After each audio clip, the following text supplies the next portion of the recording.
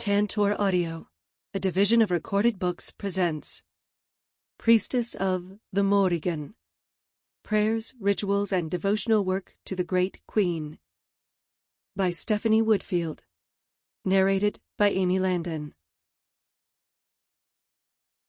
Introduction. Priestess of the Morrigan. Priestess is a word that means many different things to many different people. Across different cultures, we can see some threads of similarity, but the expression of this kind of devotion varies wildly. I suspect it is in part because in each case we find a different god, or set of gods, being worshipped. I cannot tell you what being a priest of Baal is like, because I do not belong to Baal. I belong to the Morrigan. And that devotion, that connection between the Great Queen and myself, colors everything else I do as a priestess. My understanding of the Morrigan has been a winding road. It wasn't what I thought it would be when I first started out on this path. It has led me to Ireland, to crawl through the cave of Cruachan, the Morrigan's cave, on the eve of Samhain, and emerge feeling like a different person, a death, a rebirth, a new kind of initiation that altered my being on a deep level. To sing to Bive in a graveyard on Boa Island, and feel phantom wings embrace me. To walk Ong Maka in the footsteps of the warrior queen Maka Mongruat. The road has led me through the heart of myself, and to find hidden parts of my soul I never dreamed existed, or had once upon a time ignored. It has led me to find true friends and allies. It has led me through enemy territory and skirmishes. It has led me to move 1,000 miles away, to write a book about all the things I wish I had known about the Morrigan when I first encountered her. It has made me look at illusions and shadows. It has led me to grow as a priestess and to serve a growing community of Morrigan devotees. I thought I knew the Morrigan when I began my journey. Looking back now, I know I was only scratching the surface, and she would soon plunge me into the deep end. Even now, when I can confidently say I know the Morrigan well, I am sure as I round another twist in the path, she will find some new way to surprise me yet again. I suppose what is surprising about the path the Great Queen has led me on is that there is still much more to say about the Morrigan. This isn't a book about the past, about what ancient peoples did or the stories they told, or about what I wish I had known when I first met the Morrigan. I've already written that book. This book is about the future. It's about what comes next, about how we can integrate all the lessons of the past into developing a living tradition. It is a guide for devotees and priests of the Morrigan for our world today.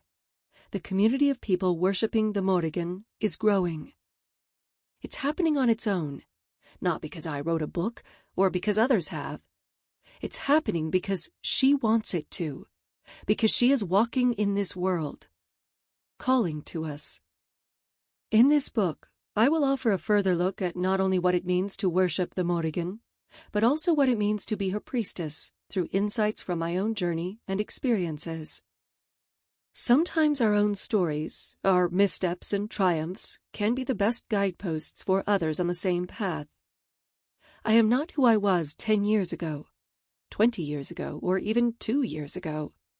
My path as a priestess has evolved, and there is value in looking back at that evolution, as well as speaking to where I am today.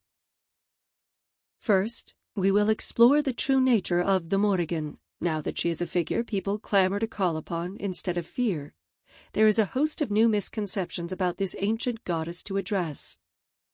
Popularity comes with its own set of problems.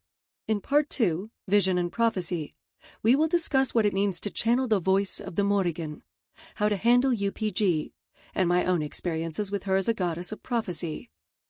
In Part 3, Devotions and Oaths, we will go over how to navigate oaths in the context of Irish lore, how to build a devotional relationship with the Morrigan, and prayer.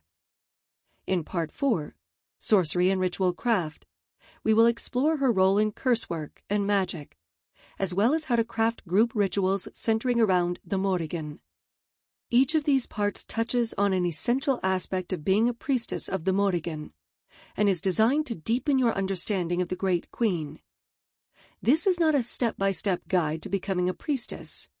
Instead, it's a window into what that work looks like and entails, as well as a guide to navigating your own path with the Morrigan. Although I use the word priestess, all the practices you will hear in this book can be of value to people of any gender. Priestess is the term I use, although I could just as easily refer to myself as a priest, or use a more traditional Irish term.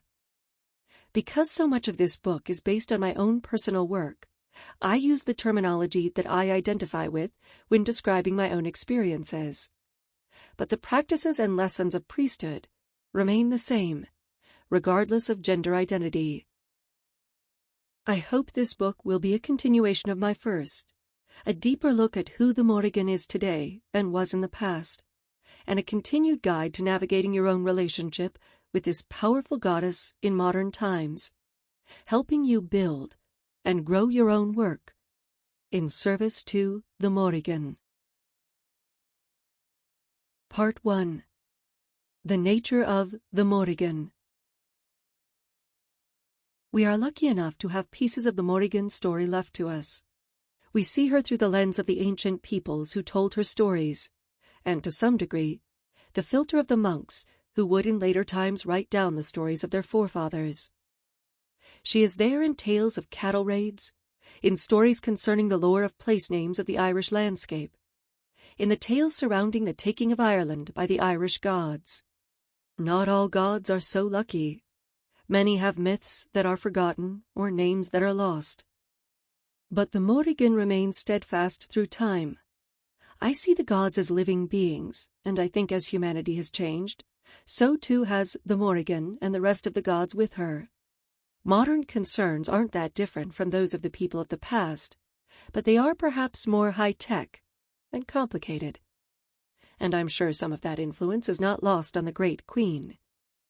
I am not an Iron Age Celt, and thus how I choose to serve an ancient goddess in a modern world will not be the same as priests of the past. Yet at the heart of what we do, I am sure we are probably the same. Priests seek a deeper connection with the divine. We serve the community as bridges between the gods we serve and those seeking a connection with them. We seek to remain in right relation with the gods we serve, honoring them and doing whatever work we feel they have for us in the world. In essence, one of the chief functions of a priest or priestess is to have a deep understanding of their gods. Understanding the nature of the Morrigan, or any god, is not something that happens overnight. Yet I think understanding the nature of the deity one is devoted to is one of the most important functions of a priest. It is like any relationship, in which our understanding deepens over time. While we will discuss the deeper and more complex work of what it is meant to be a priestess of the Morrigan in my own experience, I think it is appropriate to start out with this chief function of priesthood. You can't understand the Morrigan if you don't have a good sense of who she is and how she operates in the world. And I don't think you can serve her well as a priest or devotee if you aren't dedicated to understanding the power you serve. This is not the same as understanding mythology, although that is certainly a needed side of it. It is inside the understanding of someone who experiences the divine in a real and tangible way. I think the most important thing to keep in mind when trying to understand the nature of the Morrigan is to accept that your understanding of her will change. The gods are vast beings. We aren't meant to understand them all at once, and probably will never fully understand them while on this plane of existence. I think the parts of them we experience have more to do with where we are on our spiritual path than they do about the nature of the deity. Let that understanding evolve as you evolve. The lore is important, vital even to understanding the Morrigan. Much of the Irish lore referenced here you may already be familiar with. But if not, or if you need a refresher, the appendix will mention a useful tool, giving an overview of each story. But the lore is only a first step. When people come to me seeking guidance in connecting with the Morrigan, 90% of the time they aren't asking about the lore. They want to know what her personality is like. What does she look like? What things does she like? What pisses her off? And most of all, they want to know what my own relationship with her and experiences as a priestess in her service have taught me. These are not things we can find in the lore. Not all of them, anyway. While I will reference the lore as needed, much of this will be rooted in my own experiences and how the Morrigan has revealed herself to me over the years. Chapter 1. The Morrigan. Who she is, and who she isn't. The Morrigan is complex. She has filled many roles for both those who worshipped her in the past and those who hear her call today. She is an Irish goddess connected to war, sovereignty, shape-shifting, magic, and much more. I remember a time not so long ago when the Morrigan was deemed too dangerous to work with by modern practitioners. Yet now she is everywhere, regaining followers and appearing frequently in modern literature, comic books, and even in TV series. The Morrigan is popular now in modern paganism too, something I never imagined would happen. But still I fear the Morrigan is misunderstood. Who is she really? I hope you will find the answer to that question in these sections. My own understanding of the Morrigan and her nature has evolved over time. It has come from multiple sources. First, in encountering her in a dream, then through many years of reading her mythology and learning about the culture she came from, in order to understand whom I had met in that dream. The lore and mythology remain my anchor in my understanding of her. But my understanding is also tempered with my own personal experiences with her over the last 20 years. For a being so vast, with so many aspects and so many competing notions of who exactly makes up this multi-faced goddess, it is often difficult to sort out who or what she actually is. I've often run in philosophical and historical circles in my head, trying to understand the being, the power I am devoted to. Trying to understand the nature of a god is like trying to envision the depth and breadth of the universe, the sheer vastness of it. It is contemplating dark matter and what the life of atoms might be like. My understanding of her has certainly evolved since our first encounter, and I'm sure it will continue to evolve. Sometimes that is the point of a mystery, that it unfolds slowly and only has meaning in the context of the journey itself. Before we take a closer look at some of the more complicated aspects of the Morrigan's nature, let us go over some of the basics about her personality, as well as address some of the most common questions I encounter about her. The Morrigan, Q&A. Does the matter? Is it the Morrigan or just Morrigan? As you may have noticed, the Morrigan's name appears with a definite article. The really does matter. It's how her name appears in Irish mythology, and we find that many Irish gods have definite articles as part of their names. The Dagda being an example. The Morrigan does not necessarily indicate a plural, so it is used to indicate a singular character as well as the plural grouping of the three sisters born to Irmas. The plural of Morrigan would be Morrignai or Morrigna. I have seen people refer to her as Goddess Morrigan or just Morrigan, but it's just not how she was referred to in the culture she originates from. The matters, because it's still part of her name and how she has been referenced historically. It should also remind us that most of the time, we aren't dealing with a single being, but a grouping of goddesses. Is the Morrigan one goddess, three goddesses, or a multitude? Like many Irish deity names, the Morrigan can also indicate a title of a grouping of goddesses. Let's go back to the source material to see who is part of that grouping. The Labor Gabala Éireann, also known as the Book of Invasions, contains several genealogies of the Irish gods, as well as detailed migrations, or invasions, of several divine races to the island. Most modern readers would think that this work is a single book, but there are actually several versions, or what are called recensions.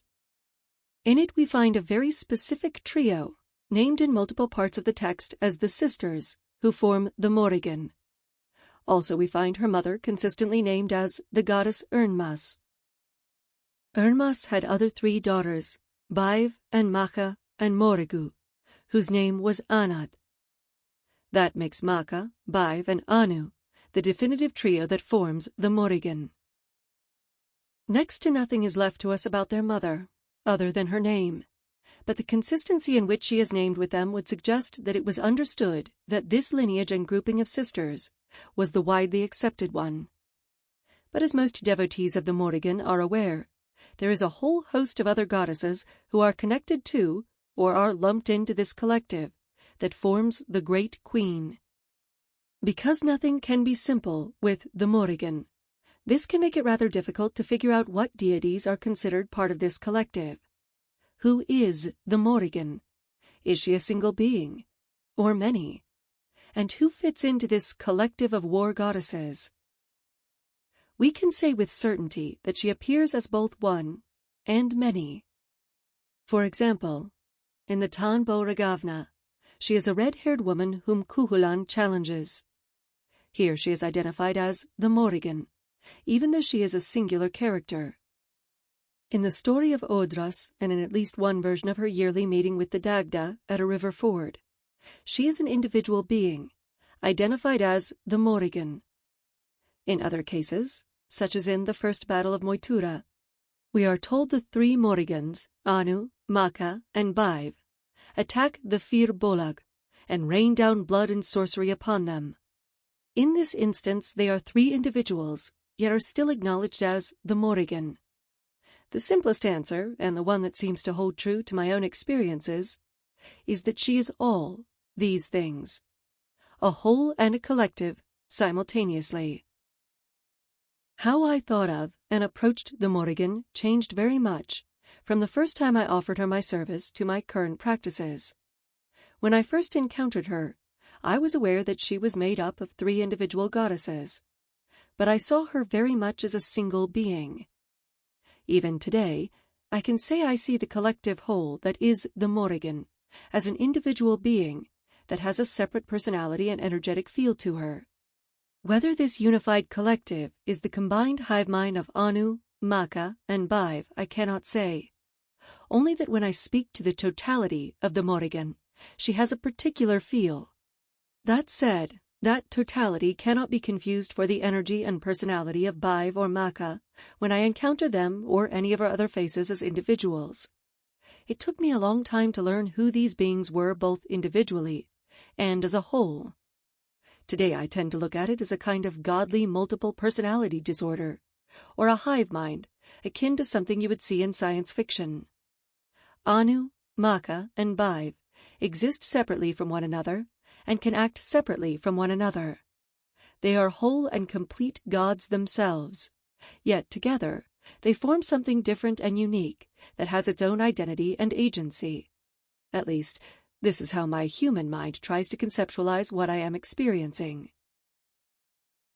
That all being said, when I set out to dedicate myself to the Morrigan as her priestess, I didn't realize that the process would encompass several initiatory experiences. Initiation can happen several ways. There are the experiences that we seek out, as my first initiation as a priestess was. I felt called to do this work. I spent time doing divination and journey work, confirming I was going down the right path. Then I simply went out into the woods and did a simple ritual, offering my vows to the Morrigan, made libations, and that was it. Or so I thought.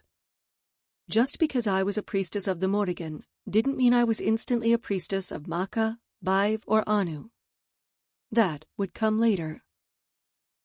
What does it mean when the Morrigan is silent? I do not think this is unique to the Morrigan, but the Morrigan's silences seem to be taken more harshly than the silence of other gods by her followers. Because of her reputation as a goddess of war, no one wants to make her angry. In general, the Morrigan isn't very shy about making her presence known, so when that presence goes away, it can seem sudden and like a harsh reprimand. When a deity's presence and voice seem to disappear from us when we are used to feeling a close connection to them, or receiving messages often, it is usually perceived as anger on the deity's part. This can very well be the case. If the Morrigan is silent, or if her presence feels far away, it could be due to a misstep on the part of the devotee. For me, her silence often means I'm not listening to what she is trying to tell me.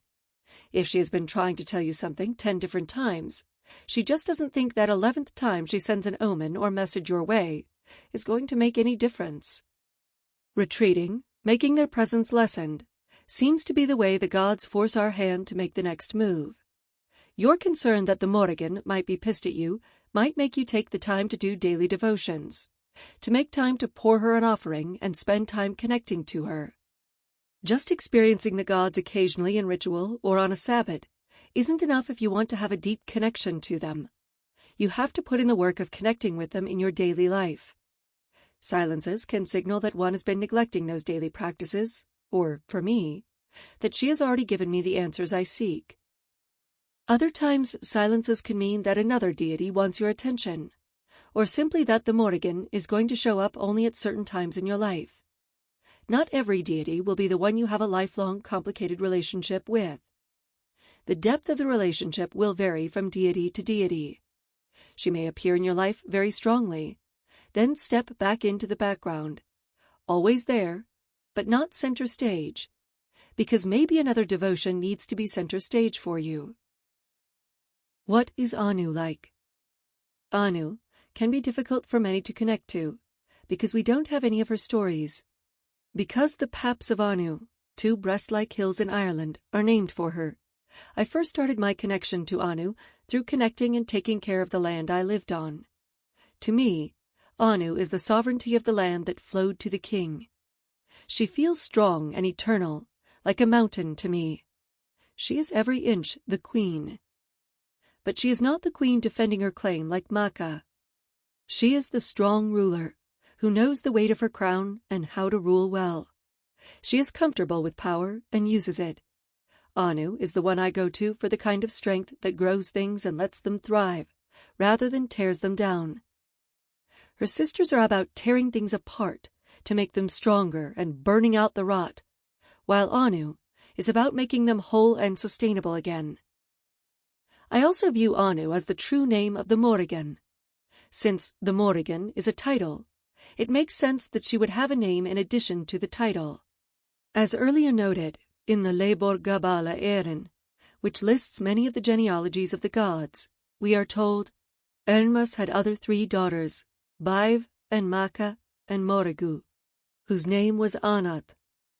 This would suggest that the Morrigan's true name is Anu, here given with the non-standard spelling. What is Maka like? Maka, like Baiv, is multifaceted. There is more than one Maka, or at least she has several incarnations within her stories, often dying only to pop up again alive and well. Maka is complicated. There are 5 different faces of Maka in Irish lore, and she can easily be worshipped as a multi-faced goddess on her own. Maka embodies the kind of strength that endures against all odds. She does not make rash decisions. She is full of strategy.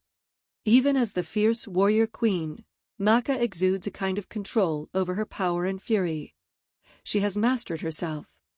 Like Anu, I find her more concerned with building things up. She certainly can destroy and burn things down, but she also values strong foundations. She makes me think of an old general who has seen many battles and knows from experience what is worth putting her energy into, and what isn't. What is Baiv like? Like Maka, there is more than one face to Baiv. There is the side of her that is Ka Baiv, meaning battle crow, who dances on spear points and is all battle frenzy and battle madness. She is not about controlled force, as Maka is. Instead, she is the wild, destructive energy of a storm. Then there is Baiv as the washer at the ford. When Baiv is the washerwoman, she is calmer, focused on the cleansing that is needed for the aftermath of battle.